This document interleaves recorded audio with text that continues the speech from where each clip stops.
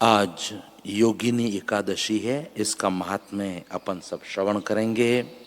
श्री युधिष्ठिर ने पूछा, वासुदेव, आषाढ़ मास के कृष्ण पक्ष में जो एकादशी होती है उसका क्या नाम है? कृपया उसका वर्णन कीजिए। भगवान श्री कृष्ण बोले, नृपश्रेष्ठ, आषाढ़ गुजरात और महाराष्ट्र के अनुसार ज्येष्ठ मास के कृष्ण पक्ष की एकादशी का नाम योगिनी है। यह बड़े बड़े पातकों का नाश करने वाली है। संसार सागर में डूबे हुए प्राणियों के लिए यह सनातन नौका के समान है। अलकापुरी के राजाधिराज कुबेर सदा भगवान शिव की भक्ति में तत्पर रहने वाले हैं। उनका हेममाली नामक एक यक्ष सेवक था जो पूजा के लिए फूल लाया करता था। हेममाली की पत्नी का नाम विशालाक्षी था। वह यक्ष कामपाश में आबद्ध होकर सदा अपनी पत्नी में आसक्त रहता था।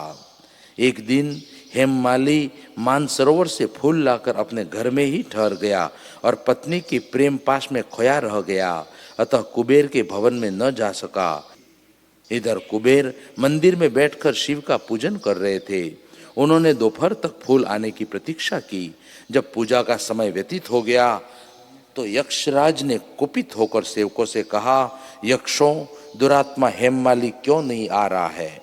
यक्षों ने कहा, राजन, वह तो पत्नी की कामना में आसक्त हो घर में ही रमण कर रहा है। यह सुनकर कुबेर क्रोध से भर गए और तुरंत ही हेममाली को बुलवाया। वह आकर कुबेर के सामने खड़ा हो गया। उसे देखकर कुबेर बोले, ओ पापी, अरे दुष्ट, ओ दुराचारी, तूने भगवान की अवहेलना की है। अतः कोढ़ से युक्त और अपनी उस प्रियतमा से वियुक्त हो इस स्थान से भ्रष्ट होकर अन्यत्र चला जा।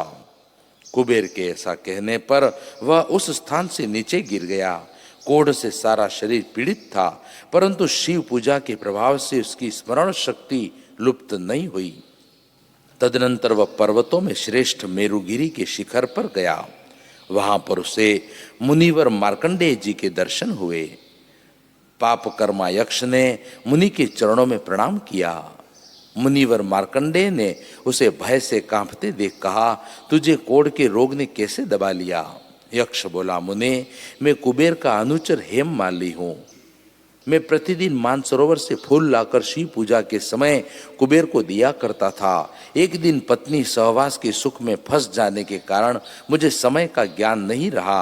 अतः राजाधिराज कुबेर ने कुपित होकर मुझे शाप दे दिया, जिससे मैं कोढ़ से आक्रांत होकर अपनी प्रियतमा से बिछुड़ गया।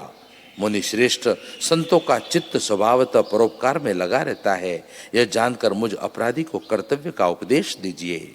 मार्कंडेय जी ने कहा, तुमने यहाँ सच्ची बात कही है, इसलिए मैं तुम्हें कल्याणप्रद व्रत का उपदेश करता हूँ। तुम आषाढ़ मास के कृष्ण पक्ष की योगिनी एकादशी का व्रत करो। इस व्रत के पुण्य से तुम्हारा कोढ़ निश्चय ही दूर हो जाएगा। भगवान श्री कृष्ण कहते हैं, राजन, मार्कंडेय जी के उपदेश से उसने योगिनी एकादशी का व्रत किया, जिससे उसका कोढ़ दूर हो गया। उस उत्तम व्रत का अनुष्ठान करने पर वह पूर्ण सुखी हो गया। नृपश्रेष्ठ, यह योगिनी का व्रत ऐसा पुण्यदायी है कि 88,000 ब्राह्मणों को भोजन कराने से जो फल मिलता है वही फल योगिनी एकादशी का व्रत करने वाले मनुष्य को मिलता है।